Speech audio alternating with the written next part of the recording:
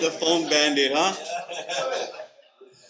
My name is Joe. I'm an alcoholic. I have a sobriety date of November 29th, 2021.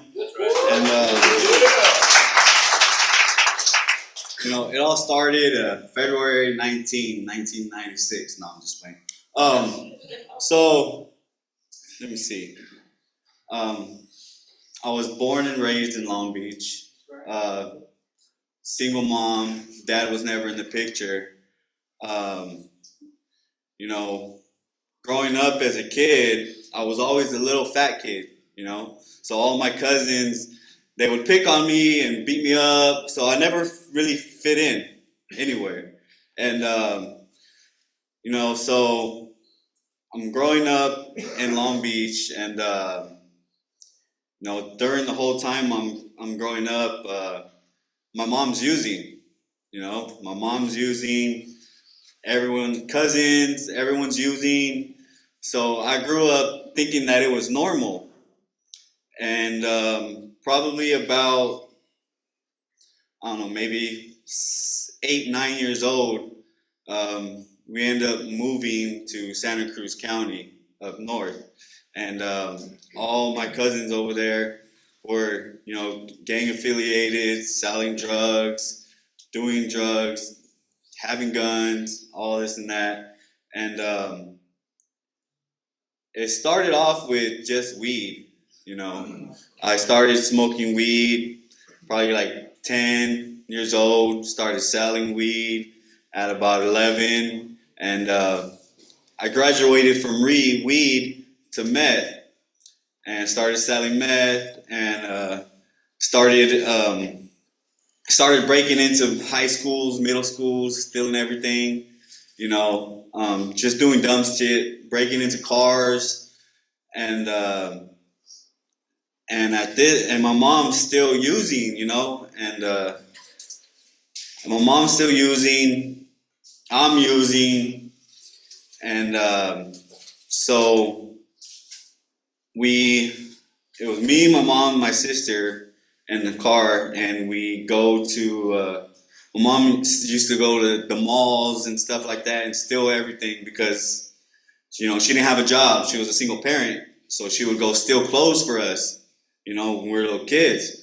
And she went to the mall, came up on a bunch of stuff, and they chased her out, and we all got in the car, and the cops started chasing us, I'm a little kid. I was high too. And my mom doesn't stop. My mom just keeps going. She keeps going, she keeps going, and she tells us, whatever happens to me, just know that I'm gonna get you guys back. And we're like, yeah, okay, whatever, So my mom goes to jail, and me and my sister go to placement, to group homes, and me and my sister are running away from every group home. I'm out in Gilroy calling my cousins to come pick me up, and it went on for about a year. I would say it took my mom about a year to get us back, and after that happened, we ended up moving back to California. And by that time, I'm like 15 maybe, and 15, and I thought I met the woman of my world, and so this woman was next door. She was a girl next door, and so we get together. I'm still getting high, and she got pregnant. She got pregnant, and she purposely, well, I don't know if purposely, but she ended up getting an abortion on my birthday. And that, it destroyed me. I'm a little kid, I'm still a little kid, like 15, 16 years old. And she tells me, and I'm just like, so I started getting high more, I didn't care, I was heartbroken. And so that happens, and we're still together, and I grew a big resentment towards her, and I was on drugs, and we were always fighting, always fighting. She would call the cops on me. I'd go to LP, get out, and just do it all over again. And so, let me see. And then by the time I turned 18, I got out of LP a day after my 18th birthday, and the judge said, "I'll see you back." And I was like, "Yeah, no, you won't." It took about maybe a month, and right back again, straight to the county for residential burglary. And so I go to county for residential burglary. I get out, and in my head, I'm like, okay, I'm done. So I go to treatment. I go to the Beacon House, and I'm 18 years old. I go to the Beacon House. I'm there for about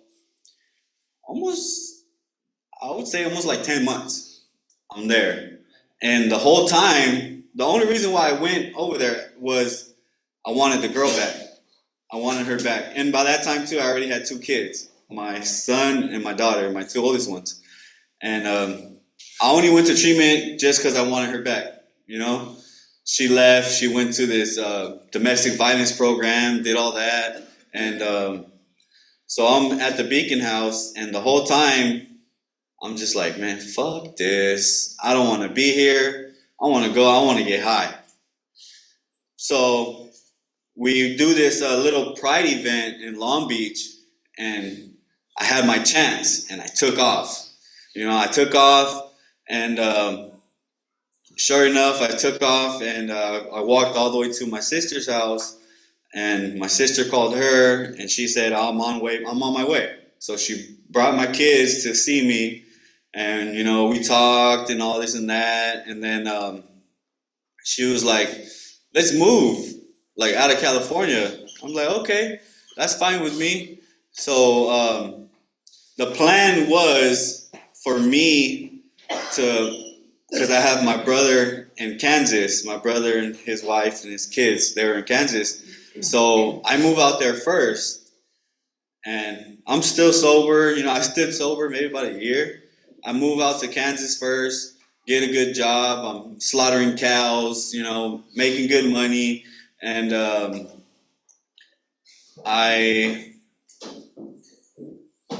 me think, hold on, I'm trying to remember. Slaughtering cows, making good money. And she was like, okay, well, you go over there first and get a place ready, get a car, blah, blah, blah, all the good stuff. And I was like, okay. So I go over there and I get the job, saving all this money, working 7 days a week like a slave. And I save all the money. I get a car, I get a place, everything. I call her up, let her know, I'm ready. I'm ready for you and the kids to come. And she said, I'm not going.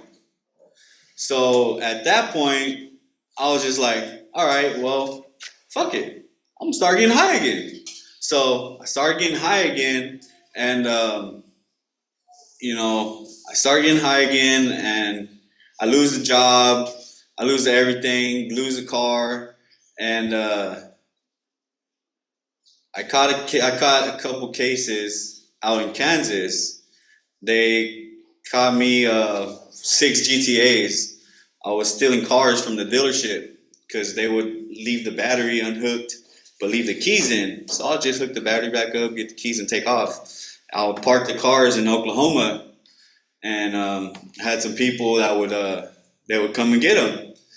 So all that happens, and I'm just getting high, doing dumb shit, and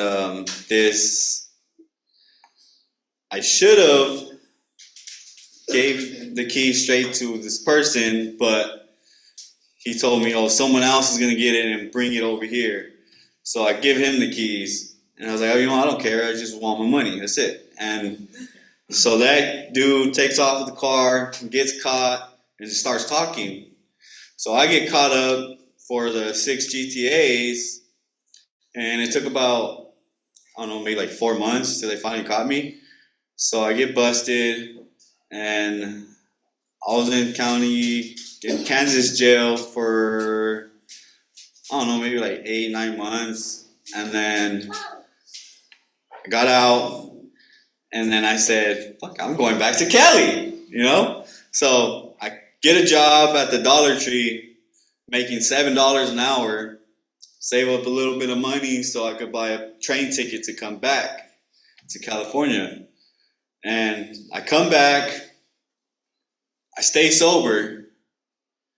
I come back, and at this time, I was like, fuck it. I'm gonna do what I do. I'm gonna do what I can so I can see my kids again.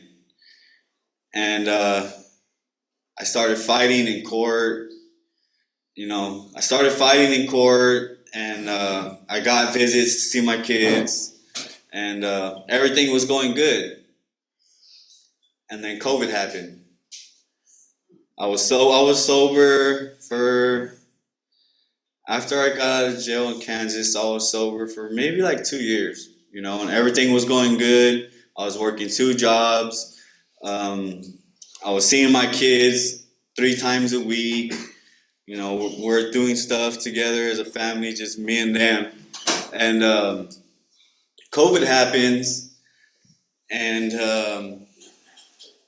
she said that she's not going to bring the kids to the visits no more. And there was nothing I could do because all the courthouses, everything was closed. And at that time, I was with this one girl, and I was staying with her. And her cousin had just got out of prison. And, he's had dope and all this guns and shit. And I was like, oh, what's up, And so I started getting high again. And, doing some more dumb stuff. And so she leaves, we break up. I'm in the streets in my truck, driving around all hours of the night with nothing to do, no destination. And, I'm on Instagram, right? And my girl now, I met her when I was at continuation school, and I was always looking for her. I was always trying to find her. I never could find her, and until one day she messaged me on Instagram. We're both getting high, so she messaged me on Instagram. So I go meet up with her, kick it, whatever, and one thing led to another thing.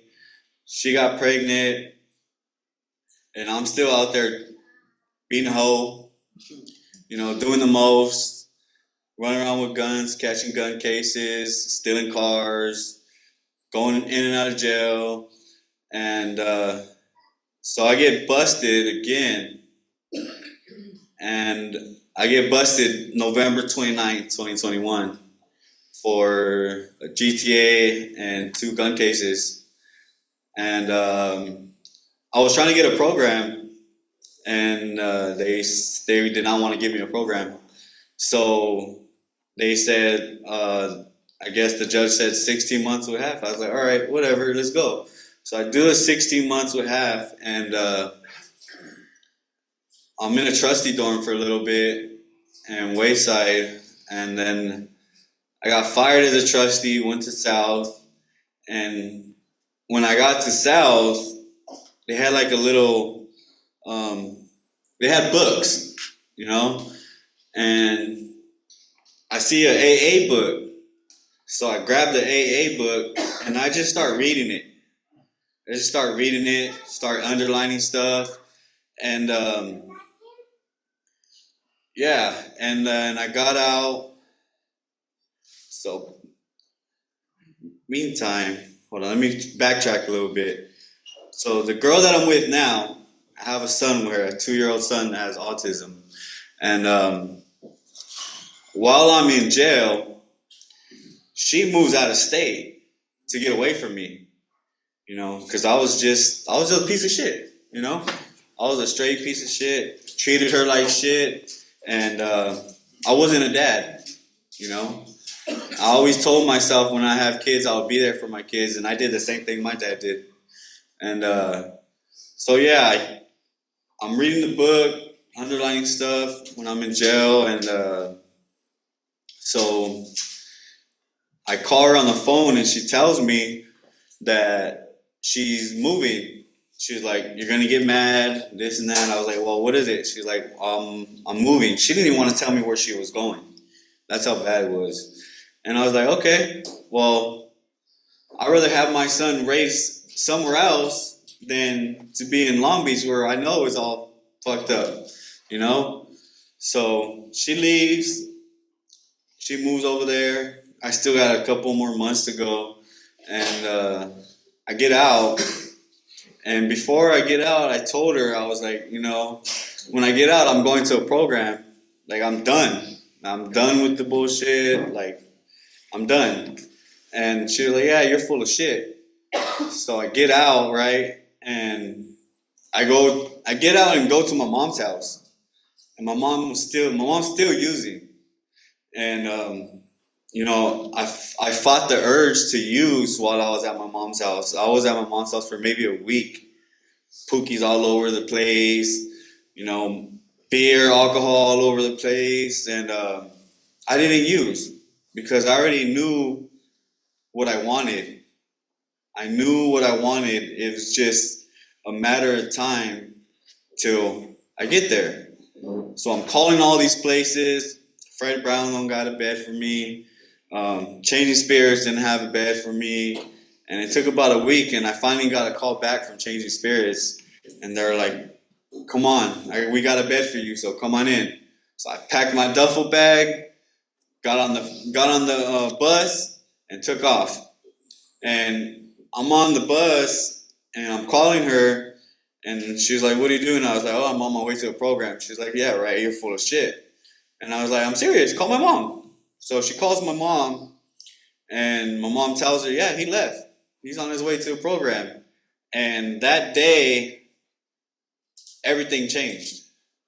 Her whole, like, the way she thought of me, the way she talked to me, everything, it changed.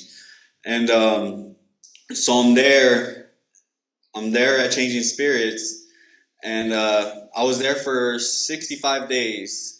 I'm there at Changing Spirits, and we're talking on the phone. She's stressing out because the baby needs this, the baby needs that.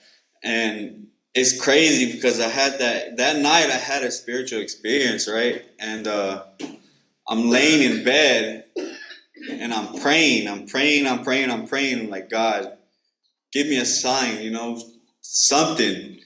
So the next morning I go to the director, Amanda, and I told Amanda, I was like, "Amanda, like, I gotta go. Like, it's time for me. Like, I gotta go get a job. Like, I need to help her out, And and so I leave, and I go back to my mom's house, and I'm sitting there waiting for a bed at Fred Brown for RBH while I'm at my mom's house. I'm gone most of the time. I'll go. At that time I had a sponsor, but my first sponsor, and I would go to the beach and just do step work by myself, and I was just go to meetings by myself on the bike while I'm at my mom's house for about a week. And then I got a job at Ace Hardware within like 2-3 days while I'm at my mom's house. And I was just like, when you pray for something so hard and it just happens like that, when you least expect it, I was just like, "Man, thank you," And about maybe 2 days later, Liz calls me, "Joe, we got a bed for you." And I'm at my outpatient program, catching the bus to go back to my mom's house. And I'm on the phone with Liz, and I'm literally like shedding tears. being happy, you know, like I needed to get out of my mom's house, you know, because I knew if I stayed there long enough, I already knew what was gonna happen, and so I go back to my mom's. I think it was like a Friday, huh, Liz? I don't know. It was like a year and a half ago. I've been here ever since. But yeah, I think it was like a Friday. I had to wait. I had to wait a couple days, and yeah, I packed my stuff and I came. I came to Fred Brown's for RBH, and I'm still working. I'm catching 2 buses every day to go to Lomita and back to go to Ace Hardware for work. And I was only getting paid $14 when I first started at Ace Hardware, and I was there for about 7, 8 months. And I'm saving this money. I'm sending her $600 every month, and you know everything's going good. And I go to Abel's house, and you know everyone knows how Abel is, but one thing about that old man, he does care. He does have a big heart. He does care. He may be a hard ass, an asshole at sometimes, but Abel cares, you know. And yeah, I'm at Abel's house, and I'm still a client, and I start training as a house manager like 3 months in. Abel's showing me how to do all these things, and you know, I'm learning pretty fast. And maybe about 3 months in to being at Abel's house, I get a job at Home Depot, and I'm working Home Depot and Ace Hardware at the same time, maybe for about 2 or 3 weeks. And then I finally said, you know, F it, I don't need Ace Hardware. Home Depot's good enough. I went from $14 an hour to $22 an hour. And, you know, it was a blessing, you know, like, who would have thought just staying sober, like all these blessings that will come, you know what I mean? And it's not hard, you know. So I'm working at Home Depot, and training as a house manager. And once my funding's done, I get moved like 3 other times, and I'm finally where I'm at right now at Beverly Hills as a house manager. And I'm doing house manager, working at Fred Brown at 270, and still going to Home Depot. I was doing all 3 things for maybe about 10, 11 months, all 3 things. And, you know, and I help to this day. I still send money to my girl for my son. And if he needs extra, then I send extra, you know, because I'm able to do that today. Before, everything went to drugs. Everything went to drugs. Everything went to everything else but my kids. I was a selfish, self-centered piece of shit. And that's just the facts, you know. You know, I have about 2.5 years sober now.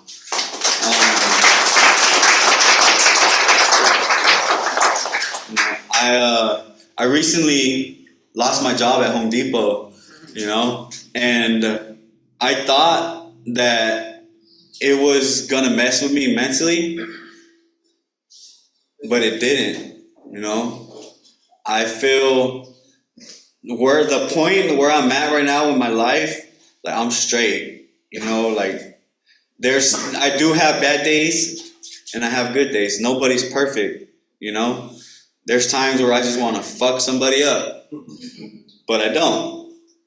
And you know, it's crazy because since I've been the actual house manager, I've been able to take like 3 vacations. That's right. Go and fly out to Missouri and see my son and be a dad.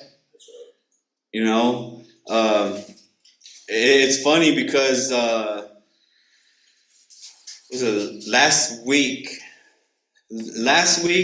on Wednesday, and the weekend before that, my girl and my son, they flew out here so I could see him, and it's I don't know, it's crazy because my son, he's 2 years old. He has autism. I really don't get to see him, but I FaceTime him all the time.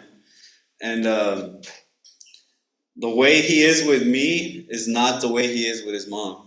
Like he's a little brat with her, but when it's me and him, just me and him, like doing our thing together, he's the perfect baby. No crying, no whining, nothing. He's like the perfect baby, and I dropped her off at her family's house the previous week when they came. I dropped her off, and she looked back at him. Nathan, you better be bad with your dad. And I looked at her. I was like, he's not. You already know he's not. And we started laughing, and it's funny because he perfect. Like she tells me all this and that about him. Like, but when it's me and him, it's totally the opposite. And that makes me feel good because I'm doing something right. You know what I mean? What I tell her, I was like, you know what? He's just tired of your fucking ass. That's what he is. He's tired of your ass. He's tired of you. Leave him alone. And yeah, man, it's a blessing. I never thought I would actually like being sober. Like I like the person I am today. Yes, I have bad days. Yes, there's some days where I just want to say fuck it. But the tools that I have today are the tools that I use. I use the tools that I have on my tool belt because who knows? Once if I go out, I may not come back. With all the fentanyl and all that bullshit that's out there, who knows what's gonna happen? You know what I mean? And if you're new, I suggest you just sit in that seat where you're at because this is probably the best place for you. You know what I mean? Because it was the best place for me. Because I was already like I gave up, and God gave me another chance. And I can't let him down, and I can't let my kids down because, like I said, I didn't grow up with a dad. I was always left out. And man, life is beautiful. Like I was speaking to someone last night, and I was sharing him my experience up at 270. And me personally, like I don't do that. Joe does not do that. Joe don't give a fuck about anybody or himself. And I was able to do that and share my experience with this gentleman last night. And when I was done, it made me feel good. Like I shared this with him. Now it's up to him if he's gonna use it or not. And man, it's crazy. Fred Brown changed my life for the better. I never understood the out of the darkness and into the light. I would always be like, what the fuck does that mean? Like that's some bullshit. It's full of shit. But now I understand it, and I know what it means to me. Man, life, living life on life's terms. Like I said, I thought getting fired from Home Depot was gonna be the end, but it wasn't. I'm happier now than I was then because I was having some issues with the boss, and it just wasn't working out. Yeah.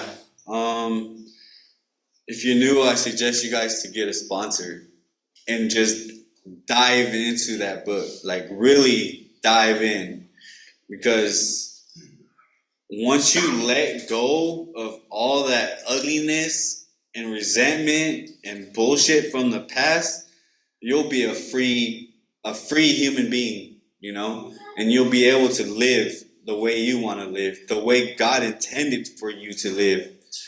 And you know, it took me like 6, 7 months to do my 4 step, and my sponsor always told me it's not a race, you know, do it on your own time.